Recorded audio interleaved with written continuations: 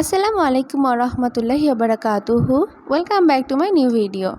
আজ আমি আপনাদের সাথে শেয়ার করব কাঁচা আমের কুচি আচার, যেটা একবার তৈরি করে সারা বছর সংরক্ষণ করতে পারবেন। তো চলুন শুরু করা যাক।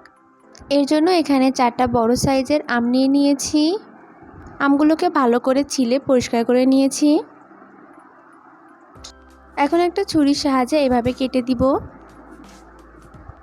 আপনারা চাইলে কোনো গ্রেটারের সাহায্যে এগুলোকে গ্রেট করে নিতে পারেন। এইভাবে ছুরি দিয়ে কাচিয়ে নেওয়ার পর একটা পিলারের সাহায্যে এইভাবে আঁচড়ে নিতে হবে। তাহলে খুব সহজেই আমগুলো এইভাবে কুচি করে কাটা হয়ে যাবে আর একদম পারফেক্টলি তৈরি হবে। এইভাবে আমি বাকি সবগুলো আম করে নিয়েছি। এখানে আমার সবগুলো আম থেকে এই পরিমাণ তৈরি হয়েছে কুচি আম। এখন এগুলো একটা বলে দিয়ে পরিমাণ মতো লবণ দিব। লবণ দিয়ে খুব ভালো করে এগুলোকে মাখিয়ে নিব। মাখানো হয়ে গেলে 30 মিনিটের জন্য রেস্টে রেখেছিলাম।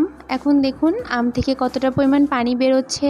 এখন একটা কাপড়ের সাহায্যে এই পানিগুলোকে চেপে বের করে নিতে হবে।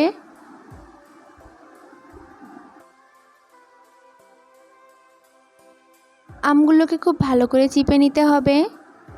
দেখুন একদম শুকনো করে চেপে নিয়েছি। এখন আলাদা একটা বলে এই আমগুলো দিয়ে দিব। এর মধ্যে দিব এখন 1.5 কাপ পরিমাণ পেঁয়াজ কুচি, 1 চামচ সরিষা বাটা, 1 টিস্পুন মরিচের গুঁড়া, দিব হাফ টিস্পুন হলুদ গুঁড়া দিয়ে খুব ভালো করে এগুলোকে মিশিয়ে নিতে হবে। এই মশলাটা সম্পূর্ণ নির্ভর করে কতটা পরিমাণ আম দেবেন তার উপরে। এই মশলাগুলো নির্দিষ্ট কোনো মেজারমেন্ট নেই, কারণ যতটা পরিমাণ আম এবং পেঁয়াজ ব্যবহার করবেন সেই অনুযায়ী মশলাটা দিতে হবে। এখন এই আমগুলোকে 2টা স্টিলের বাসনে আমি শুকাতে দেব। পাতলা করে এগুলোকে ছড়িয়ে দিতে হবে।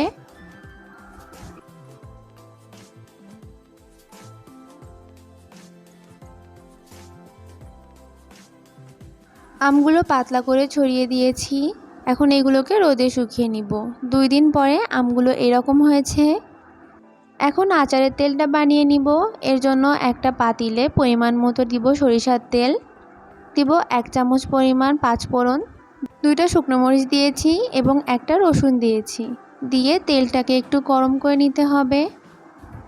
যখন এই রসুনগুলো ভাজি শুরু হয়ে যাবে তখন গ্যাসটা অফ করে দিয়ে তেলটা ঠান্ডা করে নিতে হবে। দেখুন তেলটা আমি নামিয়ে ঠান্ডা করে নিয়েছি। এখন এই আমের কুচিগুলো একটা বয়ামের মধ্যে দিয়ে দিব।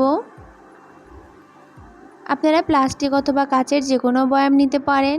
এখন এর মধ্যে ঠান্ডা করে রাখা সরিষার তেলটা দিয়ে দিতে হবে। যতটা পরিমাণ আম থাকবে তার উপর ভর্তি করে তেলটা দিয়ে দিতে হবে। তেলটা দিয়ে খুব ভালো করে একটু মিশিয়ে নিব। এখনই দেখুন কতটা লোভনীয় লাগছে দেখতে। এই আচারটাকে এখন 2 থেকে 3 দিন রোদে দিয়ে তারপর সারা বছর সংরক্ষণ করা যাবে। এটা খিচুড়ি অথবা গরম ভাতের সাথে খেতে ভীষণই মজা লাগে। আশা করি আমার আজকের রেসিপিটি আপনাদের কাছে ভালো লেগেছে। দেখা হবে নেক্সট ভিডিওতে ইনশাআল্লাহ। আল্লাহ হাফেজ।